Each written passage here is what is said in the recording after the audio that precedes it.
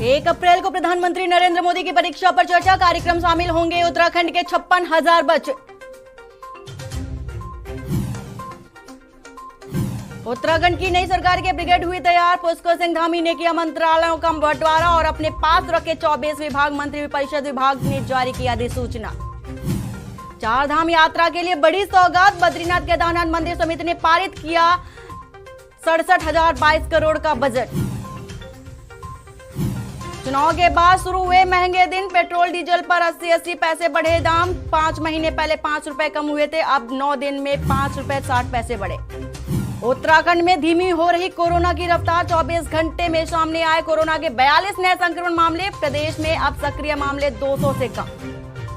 जंगलों के लिए जारी हुआ येलो अलर्ट। पहाड़ों तपेश खुशनुमा मौसम के लिए लोग जा रहे हैं दूसरी जगह। आप देख रहे हैं के न्यूज, खबरों का सारथी। नमस्कार, मैं हूं वंदना पांडे और आप देख रहे हैं के न्यूज इंडिया। इस वक्त देहरादून से बड़ी खबर आ रही है। कैबिनेट मंत्रियों में विभागों का बंटवारा हो गया है। देहरादून से आपको बड़ी खबर बता रहे हैं और अहम जानकारी दे रहे हैं। कैबिनेट मंत्रालयों का बंटवारा हो गया है और 8 मंत्रियों और सीएम के पास आए राज्य के विभाग। धामी ने अपने पास रखे हैं 21 मंत्रालय और 24 विभाग। इसके साथ ही कैबिनेट मंत्री सतपाल महाराज के मंत्रालय से कोई छेड़छाड़ नहीं की गई है। कैबिनेट मंत्रियों में विभागों का बंटवारा हुआ है। देहरादून से आपको बड़ी खबर बता रहे हैं और सतपाल महाराज को मिला है लोक निर्माण विभाग, सिंचाई विभाग, पर्यटन विभाग, इसके साथ ही धर्मस्व और संस्कृति विभाग दिया गया है। जलागम प्रबंधन में सतपाल के खाते में प्रेमचंद अग्रवाल को वित्त मंत्रालय मिला है और वाणिज्य कर की जिम्मेदारी मिली है। कैबिनेट मंत्रियों में विभागों का बंटवारा हुआ है और ये अहम जानकारी हम आपको दे रहे हैं। स्टाम्प और निबंधन शहरी विकास की भी प्रेमचंद्र अग्रवाल को जिम्मेदारी दी गई है। आवासीय, विधायी और संसदीय कार्य की प्रेमचंद्र अग्रवाल को जिम्मेदारी दी गई है और इसके साथ ही पुनर्गठन की जिम्मेदारी भी प्रेमचंद्र अग्रवाल को दी गई है। तो ये बड़ी खबर आपको बता रहे हैं देहरादून से। डॉक्टर धन सिंह रावत की बात करें तो उनका कद बढ़ा दिया गया है और कैबिनेट मंत्रियों में विभागों का बंटवारा हुआ है, जिसमें से धन सिंह रावत को विद्यालय शिक्षा की जिम्मेदारी सौंपी गई है। संस्कृत शिक्षा, सहकारिता, उच्च शिक्षा की जिम्मेदारी धन सिंह रावत को दी गई है। चिकित्सा, स्वास्थ्य और चिकित्सा शिक्षा की जिम्मेदारी भी धन सिंह रावत को दी गई है। सुबोध उनियाल की बात करें तो उनको वन, भाषा, निर्वाचन तकनीकी के साथ ही शिक्षा की जिम्मेदारी सौंपी गई है। रेखा आर्या जो कि महिला कैबिनेट मंत्री हैं उत्तराखंड से, रेखा आर्या को महिला सशक्तिकरण एवं बाल विकास जिम्मेदारी दी गई है। खाद्य, नागरिक आपूर्ति एवं उपभोक्ता मामले की जिम्मेदारी भी संभालेंगी रेखा आर्या। अब खेल और युवा कल्याण की जिम्मेदारी की भी बात कर लेते हैं तो ये भी मंत्रालय रेखा आर्या ही संभालेंगी। चंदन रामदास को समाज कल्याण की जिम्मेदारी सौंपी गई है। अल्पसंख्यक कल्याण, छात्र कल्याण भी संभालेंगे चंदन और इसके साथ ही परिवहन, लघु, सूक्ष्म एवं मध्यम उद्यम भी चंदन ही संभालेंगे। खादी एवं ग्रामोद्योग की जिम्मेदारी भी संभालेंगे वो। और कैबिनेट मंत्रियों में जिस तरह से बंटवारा हुआ है, अब सभी मंत्री अपना अलग अलग विभागों के जरिए कार्य संभालेंगे। सौरभ बहुगुणा को पशुपालन, दुग्ध विकास की जिम्मेदारी सौंपी गई है और मत्स्य पालन की बात करें तो गन्ना विकास एवं चीनी उद्योग की सौरभ को जिम्मेदारी सौंपी गई है। तो इस वक्त की बड़ी खबर हम आपको बता रहे हैं, देहरादून से विभागों का बंटवारा कर लिया गया है। तो प्रोटोकॉल, कौशल विकास एवं सेवा योजना की जिम्मेदारी भी सौरभ बहुगुणा ही संभालेंगे। तो देहरादून से आपको बड़ी खबर बता रहे हैं और ये अहम जानकारी भी है विभागों की जो कि हम आपको बता रहे हैं देहरादून से। तो उत्तराखंड की ये बड़ी खबर है, विभागों का बंटवारा कर दिया गया है। अभी हाल ही में हुए लेखा अनुदान बजट के बाद चर्चा उठी थी कि अभी विभागों का बंटवारा नहीं हुआ है और लेखा अनुदान पेश किया जाना है। इसके बाद ही लेखा अनुदान बजट पेश होने के बाद ही विभागों का बंटवारा कर दिया गया है और जुलाई में पूर्ण बजट भी पेश किया जाना है। ये आपको अहम जानकारी दे रहे हैं क्योंकि और इसी खबर को लेकर पूरी जानकारी के साथ हमारे साथ संवाददाता हिना आजमी जुड़ी हुई है। हिना, विभागों का बंटवारा कर दिया गया है जो कि अभी चर्चा का विषय बना हुआ था लेखा अनुदान बजट को लेकर। जी बिल्कुल वंदना, जिस तरीके से ये प्रयास लगाए जा रहे थे कि जल्द ही जो है मंत्रिमंडल के जो मंत्री हैं उनका जो है उनको विभाग मिल जाएगा। तो कल जैसे ही विधानसभा सत्र का पहला दिन था और उसके बाद शाम को खबर आई कि सभी जो कैबिनेट मंत्री थे उन्हें उनकी जिम्मेदारी मिल गई और 8 ऐसे कैबिनेट मंत्री रहे हैं और मुख्यमंत्री समेत जो है जितने भी विभाग है राज्य भर के उनको बांट दिया गया है। जैसे मुख्यमंत्री पुष्कर सिंह धामी के पास ज्यादा जिम्मेदारी आई है, दर्जनों भर जो है उनके ऊपर जो है कई सारी जिम्मेदारियां आई और कई सारे विभाग उनके पास आए हैं। जैसे आपदा प्रबंध का विभाग कहें या फिर सचिवालय प्रशासन का विभाग कहें या फिर सूचना गृह का जो है विभाग है, औद्योगिक विकास, तो ऐसे कई सारे जो है विभाग है, दर्जन भर ऐसे विभाग है जो कि मुख्यमंत्री पुष्कर सिंह धामी के पास आए हैं। वहीं जो 8 कैबिनेट मंत्री जिनमें पुराने मंत्री भी रहे हैं, सतपाल महाराज के पास पहले पीडब्ल्यूडी था, सिंचाई विभाग था और इस बार भी जो है उनके पास वही विभाग दिए गए हैं। हालांकि थोड़ा सा बदलाव नजर आया है। सतपाल महाराज के पास जो है सिंचाई विभाग है और इसी के साथ ही ग्रामीण विकास के कई सारे जो है विभाग है और सिंचाई विभाग है। और वहीं अगर बात करें धन सिंह रावत की, तो धन सिंह रावत का कद बड़ा है। धन सिंह रावत के पास पहले भी चिकित्सा विभाग था और इस बार भी है, लेकिन वहीं जो अरविंद पांडे के पास था शिक्षा विभाग, वो अब जो है धन सिंह रावत के पास आ गया है। वहीं अगर बात करें रेखा आर्या की, तो रेखा आर्या जो कि 8 कैबिनेट मंत्रियों में से इकलौती एक महिला है और लगातार जो है अपना कद बढ़ाती जा रही है और ऐसे में जो है महिला सशक्तिकरण को लेकर जितने भी काम होंगे तो उन्हें देखेंगी वो। लेकिन उनके पास जो पशुपालन और दुग्ध उत्पादन विभाग था वो अब सौरभ बहुगुणा के पास चला गया है, क्योंकि सौरभ बहुगुणा के पहली बार जो है कैबिनेट के हिस्सा बने हैं। वहीं अगर बात करें चंदन राम की, तो चंदन राम समाज कल्याण विभाग और अल्पसंख्यक विभाग और छात्र कल्याण विभाग, तमाम ऐसे कई सारे ऐसे विभाग उनके पास आए। वहीं अगर बात करें प्रेमचंद अग्रवाल की, तो वह जैसे विधानसभा अध्यक्ष रहे हैं तो उन्हें तमाम जो ये सदन की कार्रवाई होती है इनकी जो जिम्मेदारी रहेगी इनकी रहेगी। जो संसदीय कार्रवाई है, विधायक और जो वित्त से जुड़े हुए जितना भी राजस्व तमाम तरह का जो लेखा जोखा होगा वह प्रेमचंद अग्रवाल ही संभालेंगे। वहीं अगर बात करें धन सिंह रावत पे जो है माध्यमिक शिक्षा विभाग आ गया है जो कि बेसिक शिक्षा होगा। वहीं अगर बात करें सुबोध उनियाल की, तो सुबोध उनियाल के पास पिछली बार जो था कृषि मंत्री भी रहे हैं वो, लेकिन इस बार जो ये कृषि विभाग है वह गणेश जोशी के पास चला गया है और अब जो गणेश जोशी है उनके पास सैनिक कल्याण विभाग था, लेकिन इसके अलावा उनके पास जो है ग्राम्य विकास, सैनिक कल्याण और कई सारे ऐसे विभाग आए हैं। और वहीं अगर बात करें कि जैसे कि यतीश्वर आनंद जो कि हरिद्वार ग्रामीण से हारे हैं भाजपा के थे और गन्ना एवं चीनी जो मंत्री रहे हैं, तो अब इस बार तो वह हार चुके हैं, तो अभी इस बार जो है यहाँ पर सौरभ बहुगुणा को ये जिम्मेदारी दी गई है। और वहीं यहाँ पर एक बात ये जानना चाहेंगे कि आपदा की बात कर लेते हैं तो उत्तराखंड में हमेशा से ही ये चर्चा का विषय बना रहा है, तो आपदा प्रबंधन मंत्रालय किसको सौंपा गया है? जी, जैसे कि आपदा के प्रति संवेदनशील है उत्तराखंड राज्य, लगातार हर साल कोई ना कोई ऐसी अनहोनी हो जाती है जिसको आपदा का सामना यहाँ पर करना। तो जैसे कि अभी फरवरी और जैसे अभी कुछ टाइम पहले जब भारी वर्षा हुई थी तभी भी आपदा आई थी। जल एक तरह से पहले बनकर आया था और मौत का रूप बनकर आया था। उस दौरान जो है मुख्यमंत्री पुष्कर सिंह धामी ने बहुत ही ज्यादा सक्रियता से जो है काम किया था और ये वाला जो विभाग है आपदा प्रबंध का विभाग को खुद जो है मुख्यमंत्री पुष्कर सिंह धामी ने अपने पास रखा है, क्योंकि ये बहुत बड़ी जिम्मेदारी है। क्योंकि लगातार जिस तरीके से कई बड़ी बड़ी आपदाएं आई हैं जिससे जो है प्रदेश भर को आहत हुआ है, तो ये विभाग जो है मुख्यमंत्री पुष्कर सिंह धामी के पास जो है। जी हिना, इस कैबिनेट मंत्रालय में जिस तरह से विभागों का बंटवारा हुआ है वो कौन कौन से जो नए मंत्री हैं जिनको नया विभाग सौंपा गया है? जी बिल्कुल, जिस तरीके से वंदना मैंने आपको बताया, जैसे सौरभ बहुगुणा है तो सौरभ बहुगुणा पहले नहीं थे कैबिनेट में, पहली बार आए हैं। चंदन रामदास है, वह भी नहीं थे पहले और इस बार उनको जो है ये जिम्मेदारी मिली है, कैबिनेट मंत्री बने हैं। प्रेमचंद अग्रवाल पहले जो है कैबिनेट में नहीं थे, हालांकि जो विधानसभा अध्यक्ष रहे हैं प्रेमचंद अग्रवाल, तो ये 3 से 4 चेहरे रहे हैं जो कि इस बार जो है कैबिनेट मंत्री की जो है रेस में शामिल हुए, कैबिनेट मंत्री बने हैं और इनको जो है विभागों की जिम्मेदारी दी गई है। जैसे मैंने आपको बताया सौरभ बहुगुणा के पास जो है गन्ना एवं चीनी उद्योग से जुड़ी हुई जो है जुड़ा हुआ विभाग है। वही जो रेखा आर्या के पास था पशुपालन, दुग्ध उत्पादन, वो दिया गया है। वही जो प्रेमचंद अग्रवाल रहे हैं, जैसे कि उनका अनुभव रहा है संसदीय कार्रवाई और तमाम तरीके के जैसे मैनेजमेंट संभालना, तो उनको ये सब उनके ये सब अनुभव को देखते हुए जो है विधायकी और राजसभा तमाम जो भी लेखा जोखा रहेगा वो उन्हीं के पास रहेगा।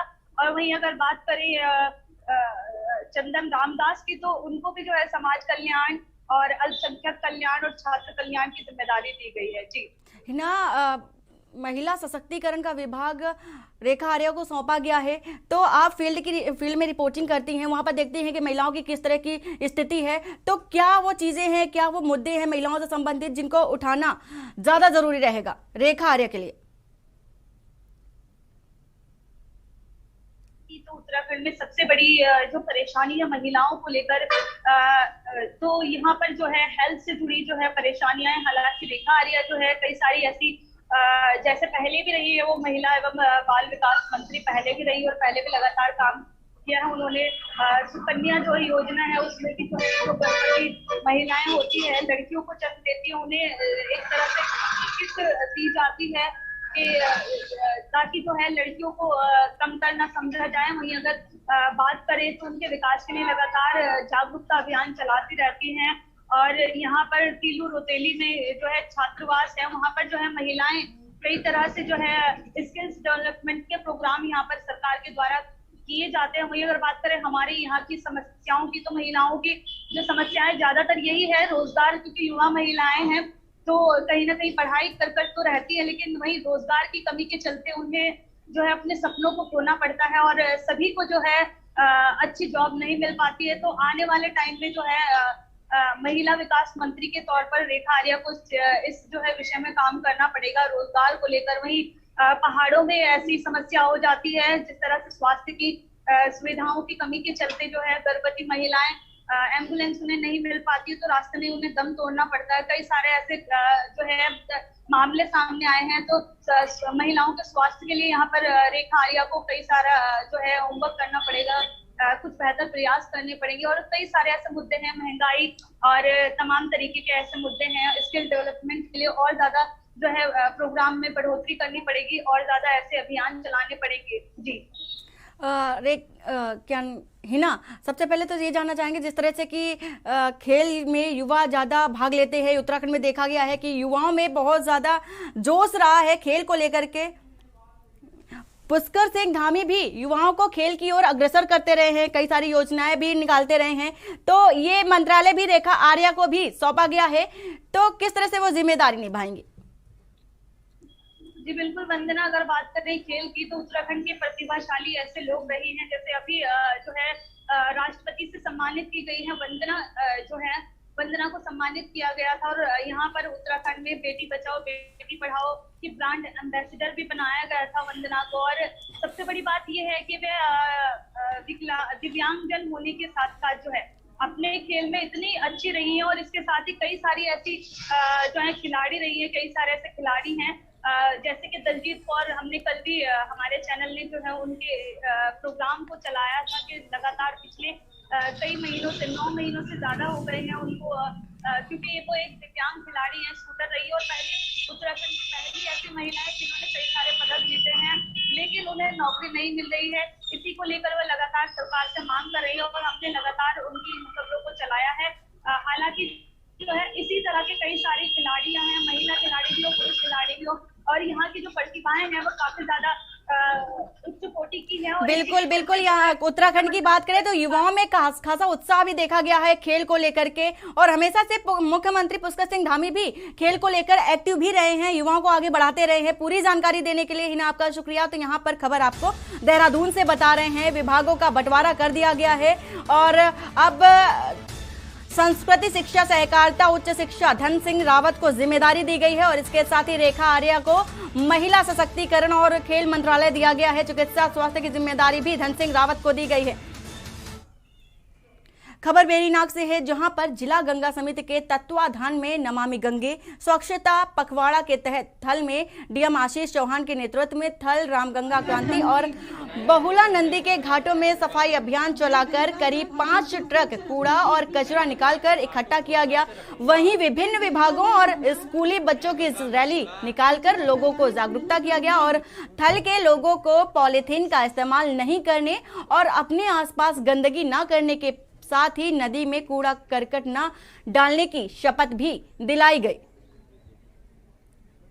तो स्वस्थ शरीर में स्वस्थ मन वास करता है और इसी को लेकर हम स्वच्छता को लेकर आज यहाँ नमामि गंगे के तहत स्वच्छता कार्यक्रम आज जिला स्तरीय अधिकारियों के साथ यहाँ आमंत्रित किया है, जिसमें स्थानीय जनता का और महाविद्यालय के बच्चों का और समस्त सामाजिक कार्यकर्ताओं का हमें सहयोग मिला है। और मैं स्थानीय जनता से यही कहना चाहूँगी कि हमारे आसपास की जगह अगर साफ़ और सुंदर हो तो हमें भी अच्छा लगता है, तो हम इसी को बढ़ावा देना है हमें। और नदी, हमारे जो नदी है, नाले हैं, उनकी ओर हम कूड़ा ना फेंकें और उनमें स्वच्छता हम बनाए रखें। तो यही हमारा जो देश को है बहुत महत्वपूर्ण योगदान हमारी तरफ से होगा। खबर देहरादून से है, जहां लगातार बढ़ रहे एक्सीडेंट मामलों को देखते हुए दून पुलिस ने हेलमेट अभियान चलाया है। इस अभियान के तहत पुलिस के हर चौक चौराहों पर उन व्यक्तियों को हेलमेट बांटेगी जिनका चालान बिना हेलमेट के चलते हो रहा है और जो बिना हेलमेट के घूम रहे हैं। इस अभियान में हेलमेट मैन ऑफ इंडिया नाम से प्रसिद्ध राघवेंद्र कुमार भी पुलिस का साथ देंगे और सफर के दौरान नियमों का पालन न करने वाले लोगों को जागरूक भी करेंगे। एसएसपी देहरादून ने बताया है कि अभियान के तहत लोगों को जागरूक किया जाएगा, जिसमें खास तौर पर कॉलेज के पास के इलाकों को कवर कर हेलमेट दिए जाएंगे।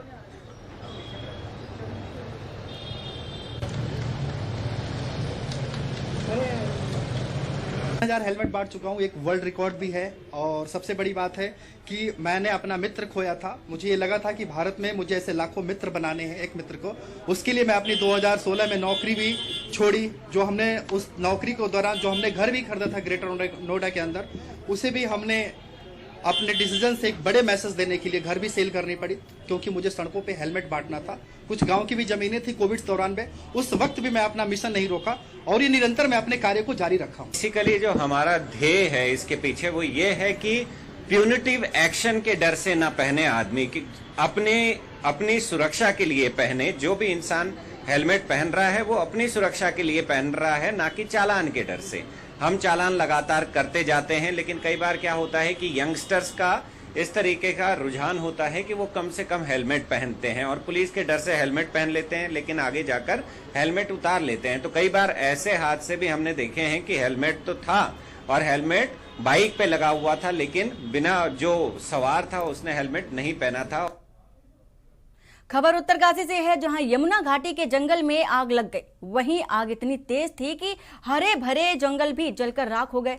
जंगल जलने से वन संपदा को भारी नुकसान हुआ। बड़कोट के अपर यमुना वन प्रभाग के कंसेरू गांव सहित कई जंगलों में आग फैल गई।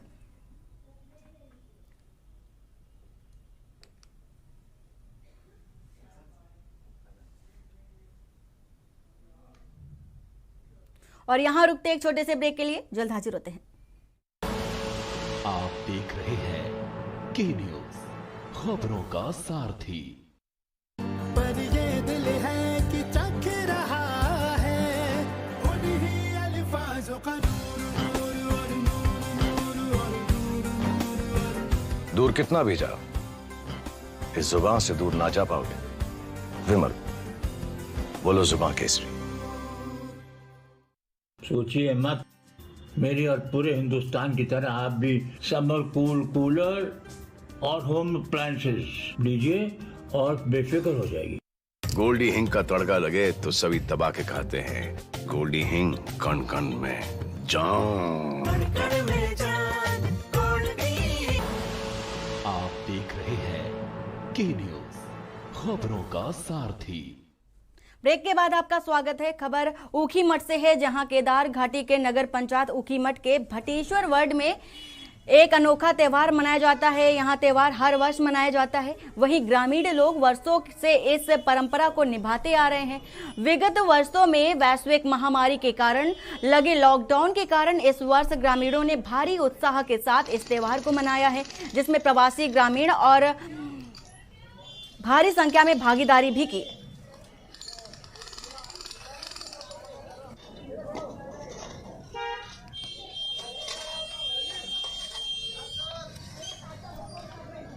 कि जो ये बीम माता और हरियाली त्यौहार हमारे यहाँ मनाया जाता है, ये हमारे पूर्वजों की शुरू की गई परंपरा है और जहाँ तक हम जब से पैदा हुए हैं तब से हम इस त्यौहार को मनाते आ रहे हैं। इससे पहले भी हमारे यहाँ मनाया जाता है। ये मनुष्य और प्रकृति के बीच में चैत माह में जब पूरा फूलदेही का त्योहार खिलते हैं, होली खिलती है, फूलदेही का त्योहार, तो जो प्रकृति में जो नया रूप देखने के लिए मिलता है, तो मनुष्य और प्रकृति के आपसी प्रेम सद्भावना के लिए और सुख संपन्नता के लिए कि धन धान्य का लाभ हो, उसके लिए ये त्योहार मनाया जाता है। खबर लक्सर से है, जहां सीडीओ ने लक्सर सीएचसी पर चिकित्सा प्रबंधन समिति की बैठक ली और बैठक में मरीजों से शुल्क के तौर पर इकट्ठा धनराशि के खर्च को लेकर कई प्रस्ताव सर्वसम्मति पारित किए। इससे पूर्व खानपुर सीएचसी पर अधिकारियों के न आने से बैठक नहीं हुई, लिहाजा सीडीओ ने बैठक स्थगित कर दी।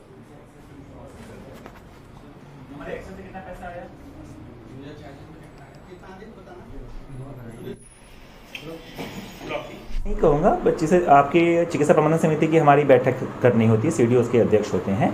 तो संबंध में हमने अभी खानपुर में कर लिया। खानपुर में कुछ कमियां पाई गई है, उनको हमने बोला है कि उसको दुरुस्त करके फिर से आप हमारी बैठक के लिए आप टाइम लीजिए। लक्सर की व्यवस्थाएं अच्छी थी और यहाँ पर हमने आज प्रबंधन समिति की बैठक भी कर दी। इन्होंने जो कुछ प्रोजेक्ट्स हमें अप्रूव कराने के लिए रखे थे वो हमने अप्रूव भी कर दिए हैं और कुछ छोटी छोटी कमियाँ हैं, हमने इनको बोला है कि इसको ये टाइमली कर लेंगे, तो कर लेंगे ये। खबर रानीखेत से है, जहां पूरे प्रदेश में डाक कर्मचारी हड़ताल पर हैं, तो वहीं रानीखेत के प्रधान डाकघर में भी एनएफपीई के आह्वान पर ऑल इंडिया डाक कर्मचारी 2 दिन की हड़ताल पर डटे हुए हैं। वहीं डाक कर्मचारी डाकघरों में 5 दिन का सप्ताह लागू करने और एनपीएस को बंद कर पुरानी पेंशन लागू करने का डाक सेवकों के लिए गठित कमलेश चंद्र कमेटी की सिफारिशों को लागू करने और लंबित महंगाई भत्ते का तत्काल भुगतान करने की मांग कर रहे हैं। कर्मचारियों ने कहा है कि टारगेट के नाम पर कर्मचारियों का उत्पीड़न बंद किया जाए। वहीं उन्होंने यह भी कहा कि जब नेताओं को पेंशन दी जा रही है तो कर्मचारियों को क्यों नहीं दी जा सकती।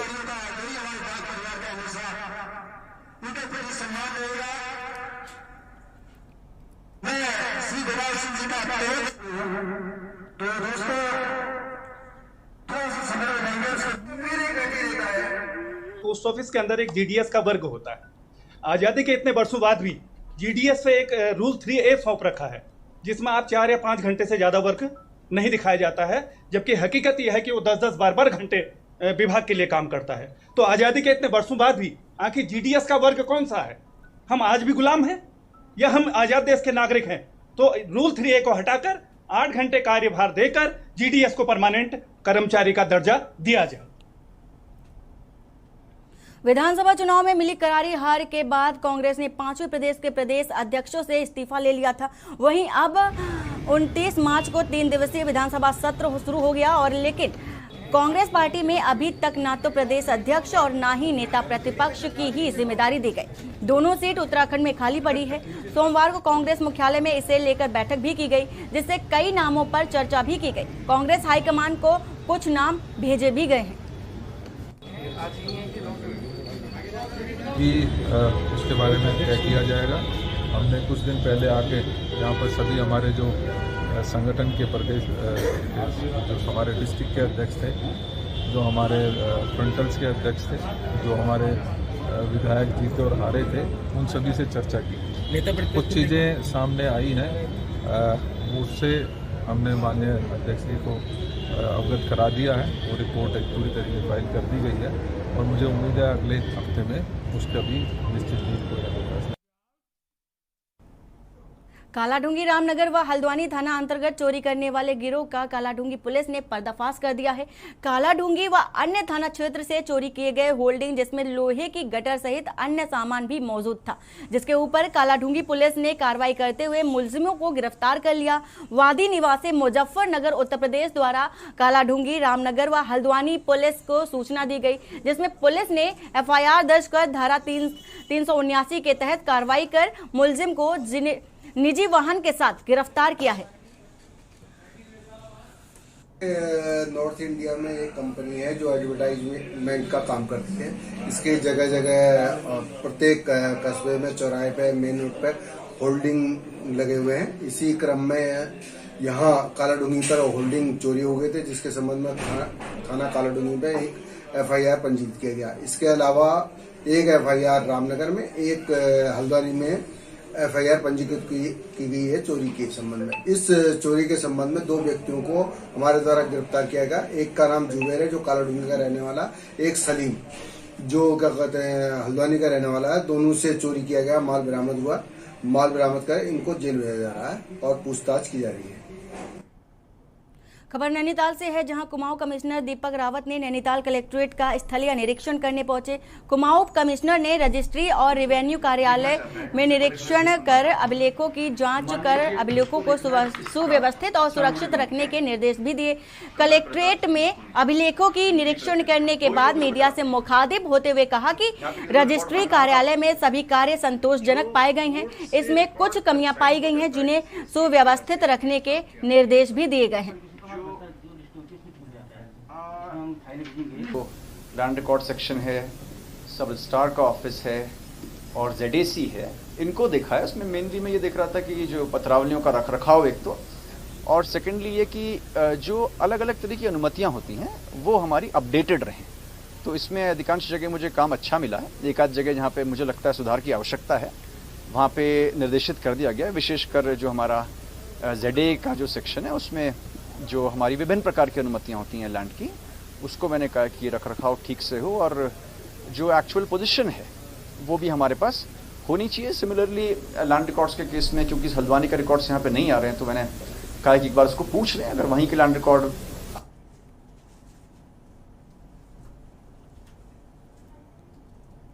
खबर देहरादून से है, जहां उत्तराखंड विधानसभा सत्र की शुरुआत हो गई है और वहीं 3 चलने वाली सत्र की शुरुआत से पहले राज्यपाल गुरमीत सिंह के अभिभाषण हुआ और इसके साथ ही जिसमें राज्य सरकार की उपलब्धियों सदन के पटल पर रखी गई।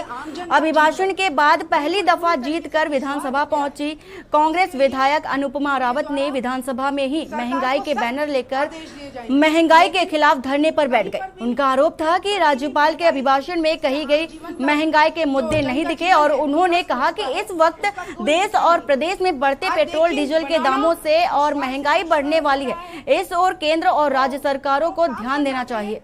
वे कैसे जाएंगे जब इतना पेट्रोल और डीजल का दाम बढ़ेगा? डीजल के दाम बढ़ने से जो और लगभग 17 दिन मुझे वहाँ की जो मेरे परिवार के जन हैं उन लोगों ने मुझे चुनकर अपनी इस बेटी को यहाँ पर भेजा, विधानसभा में भेजा। और इसी बीच देहरादून से बड़ी खबर आ रही है। देहरादून से आपको बड़ी खबर बता रहे हैं, तो देहरादून से आपको बड़ी खबर बता रहे हैं। उत्तराखंड विधानसभा सत्र का दूसरा दिन है आज। देहरादून से आपको बड़ी खबर बता रहे हैं। उत्तराखंड सत्र का दूसरा दिन है आज और 11 बजे से शुरू होगी विधानसभा सत्र की कार्रवाई। विधानसभा सत्र की कार्रवाई 11 बजे सुबह शुरू होगी। उत्तराखंड विधानसभा का आज दूसरा दिन है और इसी खबर को लेकर हमारे साथ संवाददाता दानिश अली जुड़े हुए हैं। दानिश, आज उत्तराखंड विधानसभा सत्र का दूसरा दिन है। जी बिल्कुल, आज विधानसभा सत्र का आज दूसरा दिन है। कल जो रहा पूरा दिन, जो पहले राज्यपाल का अभिभाषण रहा, उसके बाद सदन की कार्रवाई 3 बजे तक चली। फिर 4 बजे जो मुख्यमंत्री पुष्कर सिंह धामी ने सदन के पटल पर 21,000 करोड़ का लगभग जो है बजट लेखन अनुदान बजट जो है वो सदन के पटल पर रखा। उसके बाद आज 11 बजे तक के जो है गया था और आज 11 बजे से फिर दोबारा से सदन की कार्रवाई जो हो जाएगी, जिसमें सबसे पहले जो अध्यादेश 2 अध्यादेश लाकर जो विधेयक के रूप में सदन के पटल पर रखा जाएंगे। उसके बाद जो है जो राज्यपाल का अभिभाषण है उस पर चर्चा की जाएगी, क्योंकि कल जो राज्यपाल का अभिभाषण रहा है उस पर चर्चा नहीं हो पाई थी। विपक्ष ने भी तमाम सवाल उठाए थे कि जो अभिभाषण से पहले ही सदन के पटल पर लेखन अनुदान बजट पेश कर दिया गया है। तमाम तरह के उन्होंने आरोप भी लगाए थे।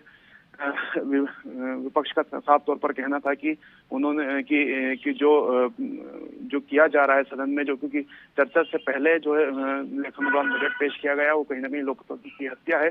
उसको लेकर कहीं ना कहीं जो सत्ता पक्ष उनका साफ तौर पर कहना था कि जो प्रस्ताव जो कार्य मंत्रणा का प्रस्ताव जो पास किया गया था उसमें सदन की कार्रवाई जो है वो अपने हिसाब से सदन चला सकता है, और जो लेखन अनुदान बजट पेश किया गया है उसमें साफ तौर पर है कि लेखन अनुदान बजट पेश सदन सदन अपने हिसाब से कर सकता है, अपने हिसाब से कानून बना सकता है।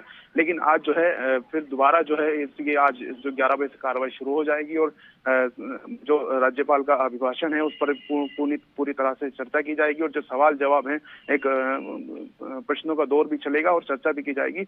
और उसके बाद जो है सीधे तौर पर अगर आपको बता दूं कि बजट जो रखा गया है इस बार 21,000 करोड़ का जो लगभग बजट रखा गया है उस पर पूर्ण गहन और उसको पारित किया जाएगा। जी, पूरी जानकारी देने के लिए दानिश साहब का शुक्रिया। तो यहाँ पर खबर आपको देहरादून से बता रहे हैं, आज उत्तराखंड विधानसभा सत्र का दूसरा दिन है और सुबह 11 बजे सदन की कार्रवाई शुरू होगी।